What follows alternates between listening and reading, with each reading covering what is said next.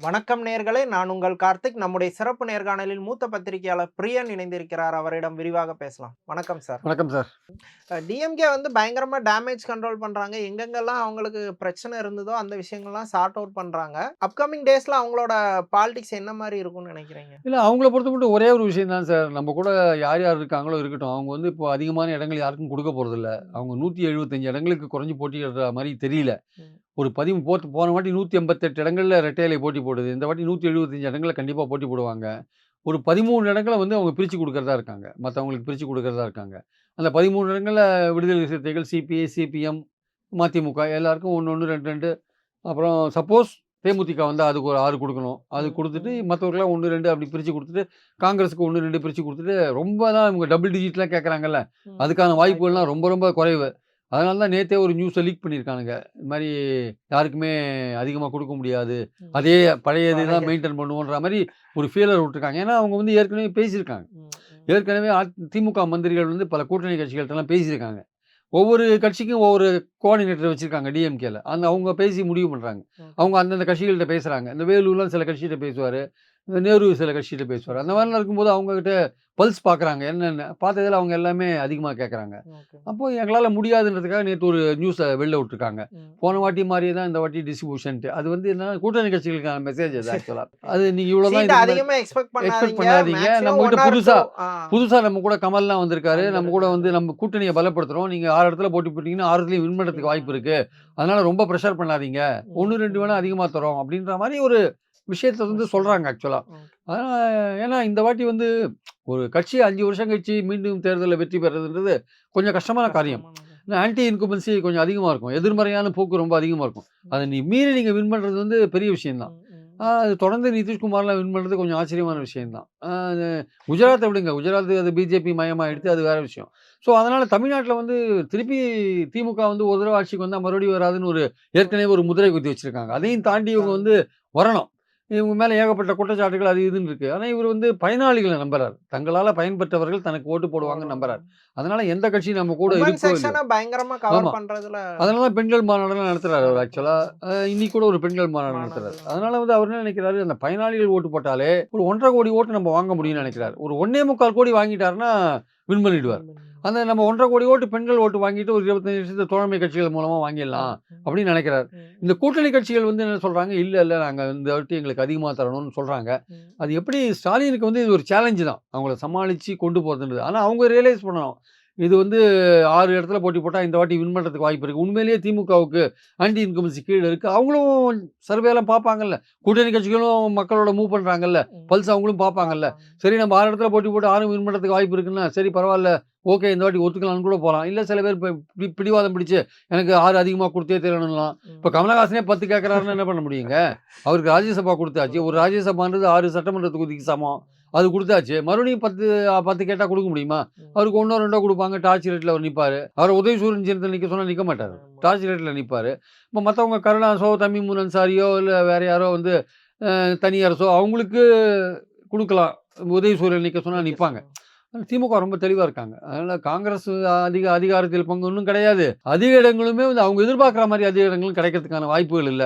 அத திமுக வந்து ஒரு காத்தோட காத்தா நியூஸ வெளியில விட்டானுங்க. ம். அது ம். எப்படி ரியாக்ஷன் வருதுன்னு பார்த்துட்டு தான் அவங்க குழுவே போடாத இருக்காங்க இன்னும். ம். இந்த ம். ரியாக்ஷன பார்த்துட்டு தான் அவங்க குழுவே போடுவாங்க. போடுவாங்க. ஏன்னா குழுவ போட்டுட்டு பிரச்சனை வந்து வச்சுக்கோங்களேன், பேப்பர்ல பெருசா அடிபடும் அந்த விஷயம். ஏற்கனவே ஒரு விஷயத்த கிளப்பி விட்டுட்டு அவங்கள மைண்ட் செட் சரி பண்ணிட்டு. பார்த்துட்டு அதுக்கப்புறம் குழுவ போடுவாங்க. அப்போ குழுவுல வந்து பெரிய அளவுக்கு பேச்சுக்கள் இருக்காது. ஓகே. தலைவர்கள் பேசிட்டாங்கப்பான்ற அளவுக்கு அது போயிட்டு இருக்கும். ம். இல்லாட்டி முதல்லயே நீங்க குழுவுல இந்த விஷயங்கள ஆரம்பிச்சீங்கன்னா, அது பரபரப்பா அது கருத்துக்கள் மாறுபட ம்.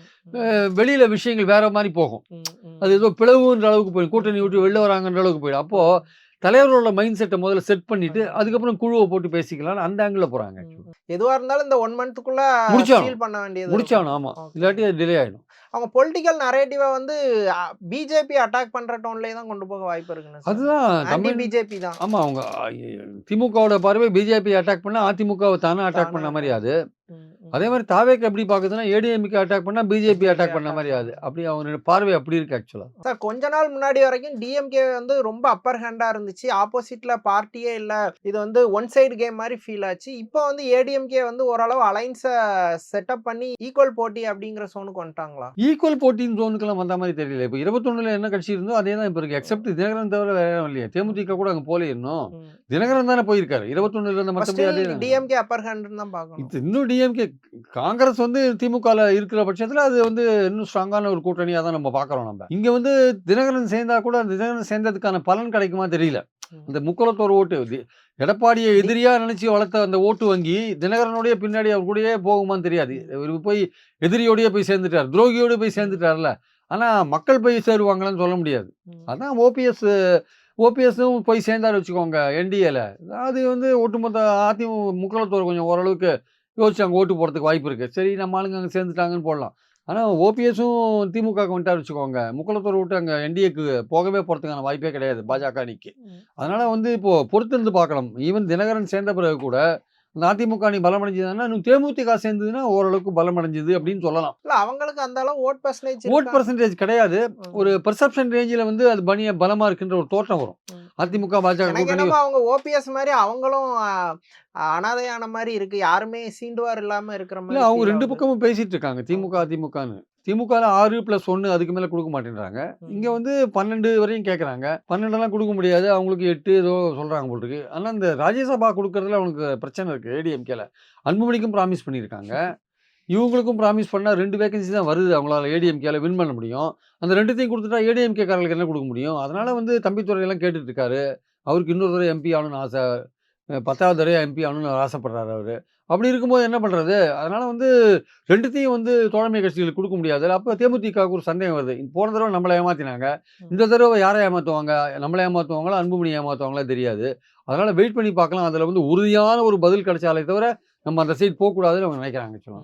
ஆக்சுவலி விஜய் வந்து ஏடிஎம்கேவ கடுமையா விமர்சிச்சதுக்கு ஏடிஎம்கே தரப்புல இருந்து வந்த ரியாக்ஷனை விட தினகரன்ட்ட இருந்து கடுமையான ரியாக்ஷன் வந்துச்சு. விஜய் எப்படி எங்க கட்சியை விமர்சிக்கலாம்? நாங்க என்ன அண்ணாவையா மறந்தோம்? இதை எப்படி ஊழல் கட்சின்னு சொல்லலான்ட்டு ஏடிஎம்கே பெர்சனாவே பேசினாரு. அவரோட பிஹேவியர் எப்படி பார்க்குறீங்க? கம்ப்ளீட்டா ஜெல் ஆயிட்டாரா? ஏடிஎம்கே காரனாவே தன்னை அவர் ஃபீல் ஜெல்லாக வேண்டிய கட்டாயத்துக்கு தள்ளப்பட்டிருக்காருங்க. அவரே ஜெல்லாகல வச்சு அவர் போட்டி போடாத இருக்கிறதே அவர் என்ன நம்பிக்கை இல்லாத போட்டி போடாத இருக்காரு. கேட்டா வந்து எல்லாருக்கும் நான் ஒர்க் பண்ணணும். எல்லாரும் வின் பண்ணணும். அதுக்கு நான் ஒர்க் பண்ண போறேன். அதனால தான் போட்டி போடலன்னு சொல்லுவாரு. ஆனா ஒரு தலைவரே போட்டி போடல. போ போட்டியிலேருந்து பின் வாங்குறாருன்னா, அப்போ தொண்டர்கள்லாம் எப்படி என்ன நினைப்பாங்க? ம். ஏன்பா அவரே போட்டி போடல அப்படின்னு நினைக்க மாட்டாங்களா? ம். அவர் வழிகாட்டணும். அவரு என்ன சொல்லுவாரு? அவர கேட்டா என்ன சொல்லுவாரு? நான் போட்டி போட்டா என்னோட தொகுதியிலே அதிக நேரம் செலவழிக்கணும். மத்தவங்களுக்கு நான் ஒர்க் பண்ண முடியாது. நான் எங்க ஆளுங்களுக்காக ஒர்க் பண்றதுக்காக தான் நானே போட்டி போடலன்னு நினைக்கிறாரு. எங்க ஆளுங்க 2, 3 பேர் அமைச்சர் ஆகணும்னு சொல்றாரு சார். ம். அவங்க ஆளுங்க 2, 3 பேர் அமைச்சர் ஆகணுன்றாரு. அப்ப கூட்டணி மந்திரி சபைன்றார். ம். இவ்வளோ ஆனா இவரு எடப்பாடி கூட்டணி மந்திரி சபைக்கு ஒத்துப்பாரா? இன்னைக்கு வந்திருக்கு பாருங்க பேப்பர்ல. எங்க ஆட்கள் 2, 3 பேர் அமைச்சராக்கி பார்க்கணும் அப்படின்னு சொல்றாரு. அது எடப்பாடி ஒத்துப்பாரா அத?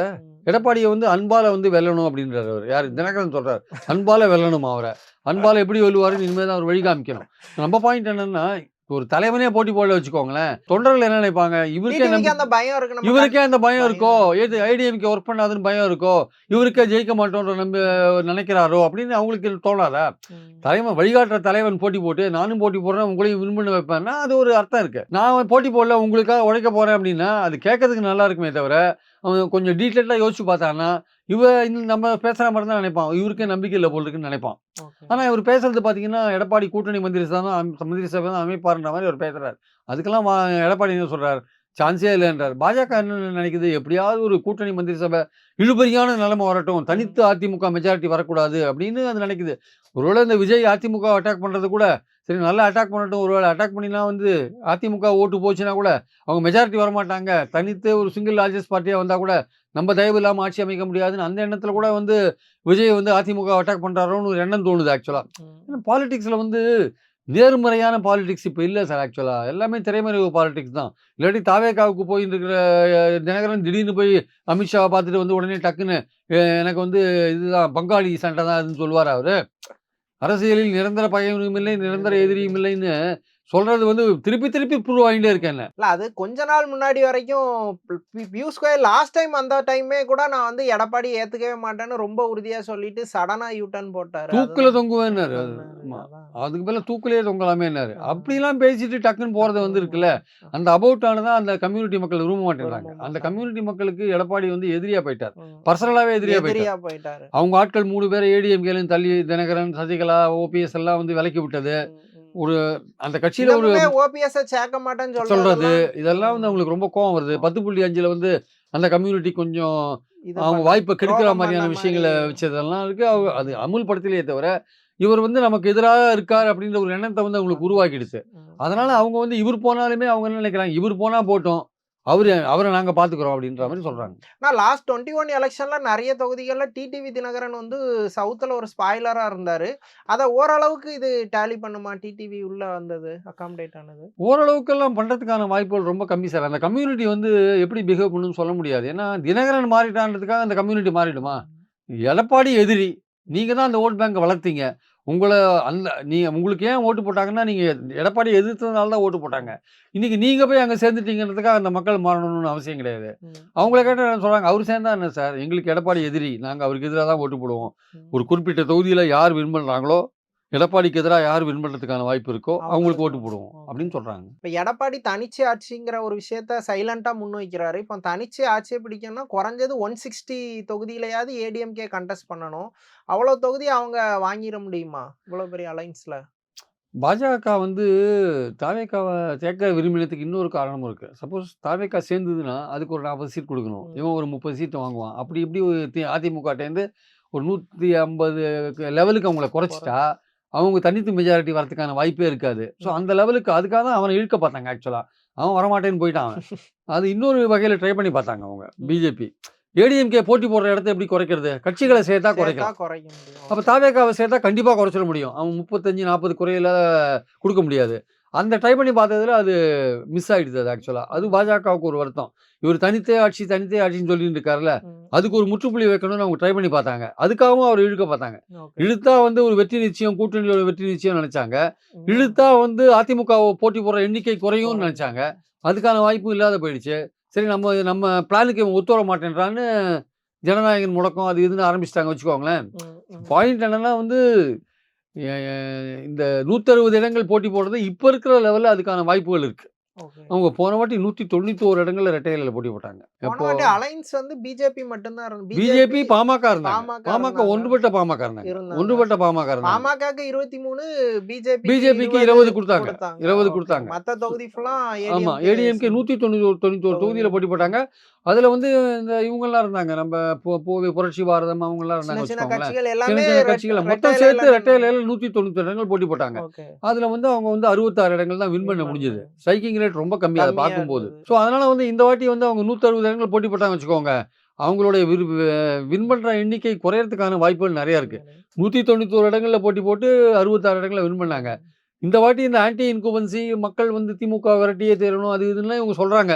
உண்மையிலேயே நடந்தா இவங்க வந்து அடிச்சு புடிச்சு மேல வரதுக்கு சான்ஸ் இருக்கு. இல்லங்க திமுக மேல தான் நம்பிக்கை வச்சிருக்காங்கன்னா, இவங்களோட எண்ணிக்கை டிராஸ்டிக்கலா 35, 40 வரையும் குறையறதுக்கு சான்ஸ் இருக்கு. ரெட்டலை இன்னும் அந்த பழைய அதே கரிஸ்மாட்டிக் பவர்ல இருக்குதா? எடப்பாடி வந்து ஒரு லீடரா எமர்ஜ் ஆயிட்டாரா? ஸ்டாலினுக்கு ஈக்குவலான லீடரா? எடப்பாடி ஸ்டாலினுக்கு ஈக்குவலான லீடரா எமர்ஜே ஆகல. எப்ப எமர்ஜ் ஆவாருன்னா, அவர் முதல்வர் கேண்டிடேட்டா இருந்து அவர் வின் பண்ணாருன்னா எமர்ஜ் ஆவாரே தவிர, அதுவரையும் எமர்ஜ் ஆறதுக்கான வாய்ப்பே கிடையாது. அவர் வந்து ஒரு தலைவரா ஒரு கட்சிக்கு தலைவரா இருக்காரு. அந்த கட்சி வந்து இருதுருவ அரசியல்ல ஒரு முக்கியமான கட்சியா இருக்கு.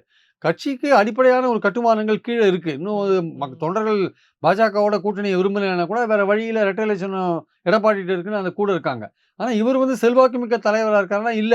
ஒரு 150 எம்எல்ஏ தொகுதிகளுக்கு இவரு வந்து போயிட்டு வந்தாருன்னு சொல்றாங்க. அதோட பாதிப்பு, இம்பாக்ட் ஒண்ணுமே இல்லையே! இல்ல. அவர் போனதுக்கு அடையாளமே ஒண்ணுமே இல்லையே! இல்ல. 2வது அன்னைக்கு ஒரு முதல் பிரச்சார கூட்டம் நடந்தது. அன்னைக்கு ஒரு 5 வாக்குறுதிகள், தேர்தல் வாக்குறுதிகள் குடுத்தாரு. அத பத்தி இவரு பேசவே இல்லையே! ஏதோ 2000 குடுத்தாரு. அது ஒரு டாக் ஆஃப் த யாருமே இதாவே இல்ல பேசவே இல்லையே! அது. அப்ப அது வந்து மக்கள்ட்ட போய் சேரவே இல்லையே! சேரவே இல்ல. ஓகே. அத போய் அவங்களே எப்படி அத எப்படி ப்ரமோட் பண்ணணும்னு தெரியாம தெரியாத அன்னைக்கு பிரதமர் எதிர்க்க பேச வேண்டியது தானே! பேசணும். அதிமுக அந்த மாரி 5 வாக்குறுதிகள் குடுத்திருக்கு. நாங்கள் ஆட்சிக்கு வந்தால் கண்டிப்பா அதான் முதல் பிரச்சார கூட்டம். பெரிய பிரச்சார கூட்டம்.